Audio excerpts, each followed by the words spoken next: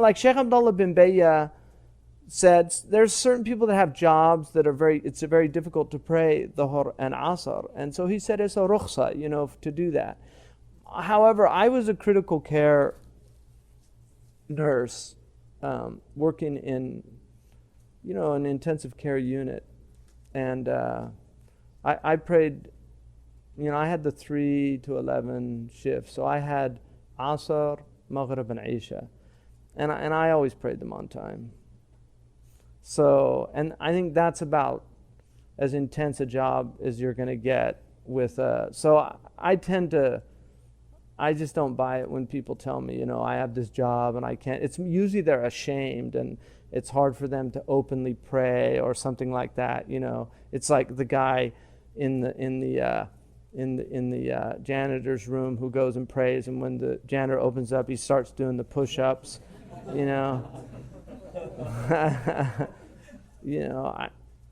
I mean, people should be ashamed not to pray. Yeah. I mean, I used to pray years ago because we went to college together. I'd pray right out in the open on the college campus. I had a Christian come up to me once and said, watching you pray your prayer, it's really given that, I don't know why Christians are so ashamed not to pray in public. Like, he was encouraged by it, so.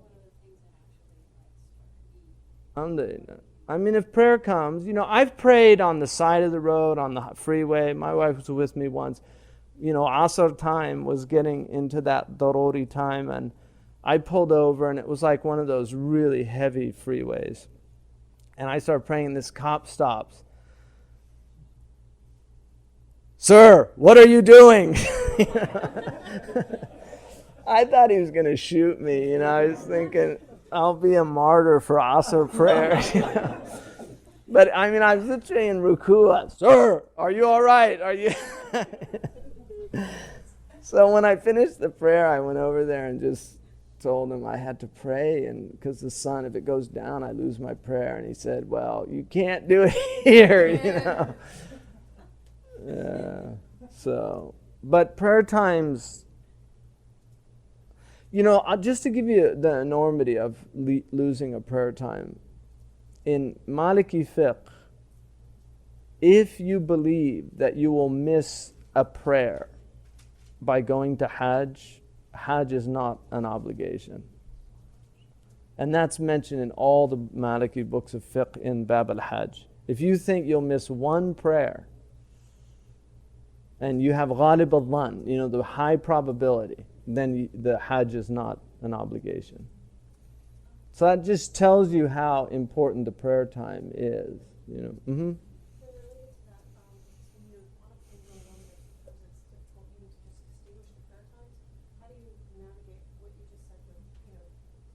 Airplanes. I mean, it's a problem, generally, there's 2 ways you can do it. You can do it based on the hadith about the prayer time. The Prophet ﷺ said towards the end of time, a week would be like a day, and a day would be like an hour. And the Prophet ﷺ said, how should we pray? Should we pray in the normal time? He said, فَقْدُرُوا لَهُ, estimate it. Now, if you're traveling on a jet plane, a day can be like an hour. The prayer times, if you're going towards the east, they really shorten up. So there's 2 ways that you can do it. One is to do it based on your point of departure and pray the times of the points of departure, right? And the other is to just hasten the prayer times up. Mm-hmm.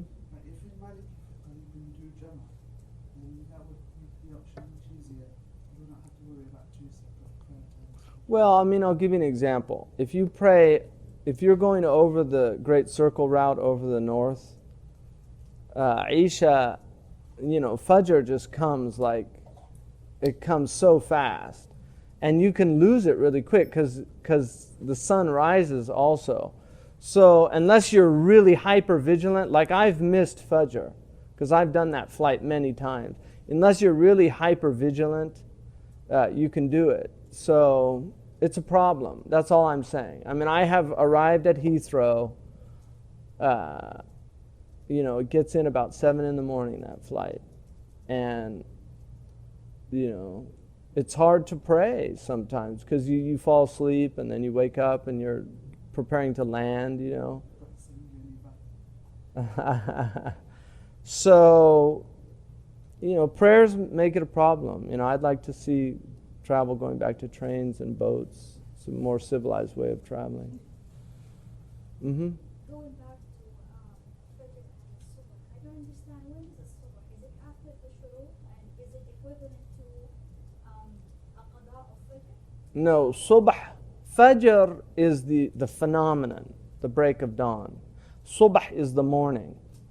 The Fajr prayer is what we call Raghiba. It's higher than a Sunnah, lower than Mu'akkada in Maliki. He's the only Imam that has Raghiba. It's not Sunnah Mu'akkada, but it's not a Nafila either. It's higher. And that's the 2 prayers that you pray once the first light has shown up in dawn. That's called Fajr prayer. But we also, urfan, just conventionally, we call the Subh prayer Fajr prayer. Have you prayed Fajr? And they mean the Fard. In technical vocabulary, it's not really accurate. It's like calling the Nafila Sunnah.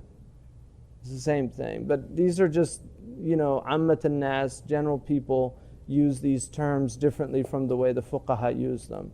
So Subh prayer is the Fard prayer in the morning before the sun rises. If the disk has shown up on the horizon, then the Subh time is now gone.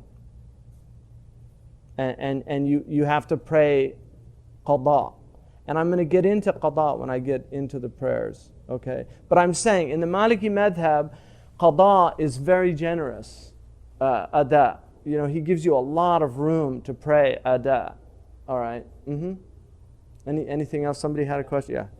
Just to clarify the first thing, if I'm leaving from Newark to Dubai, should I just pray according to Newark's time using the Newark clock? What I do generally, if I'm worried about it, is I do it that way, and then I make up the prayers later.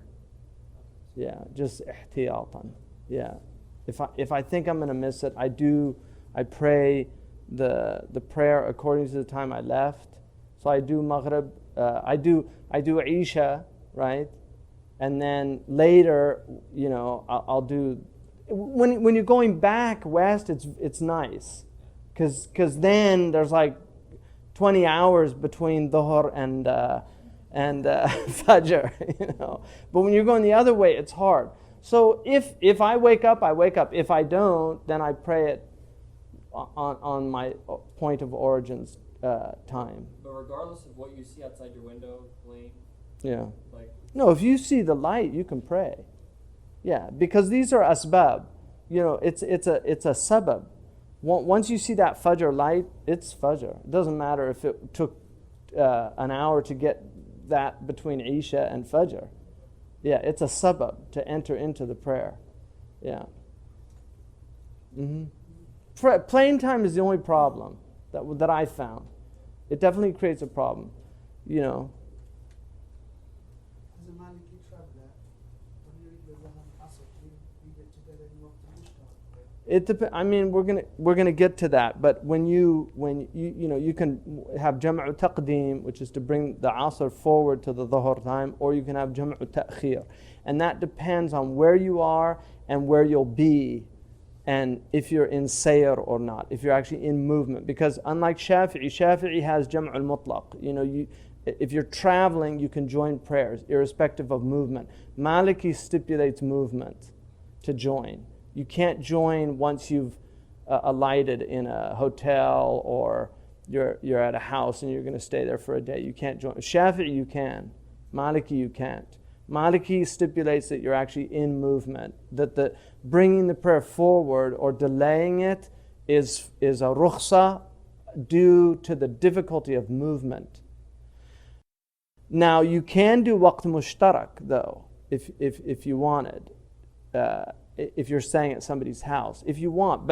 And now with the iPray and stuff, you can get the times accurately, and you've got your watch. You can do that.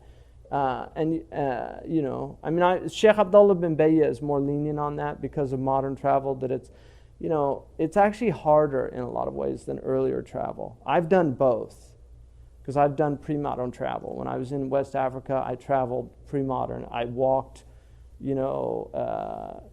45 miles. I've rode camel. I did traditional traveling, so I know the difference. And I actually think in a lot of ways the modern travel is more, it's just harder. I think it's actually harder on your body in some ways. Question related to that, you're saying if you're, let's say you're traveling, Maghrib time's going to be in while you're traveling, but you get there in the Isha time, is it permissible to leave Maghrib until Isha? No, you would have, if you're going to get there after Isha time, and that's ghalib al-dhan, the high probability. You could have a flat tire, a lot of things can happen, but all that aside, you can join. If I'm here in Pearlstone and I'm going to Adams Center and it's mid-dhuhr time and I have a stop on the way and I know I'm going to get there after Asr or in the daruri time of Asr, then I can bring Asr forward. But if my ghalib al-dhan, right, what I think most likely will happen is I will get to Adams at the beginning of Asr time, then according to Malik, you should not join. You should pray the Asr there. Even if it's 2 rakats, you could still be traveling, but you should pray the 2 rakats.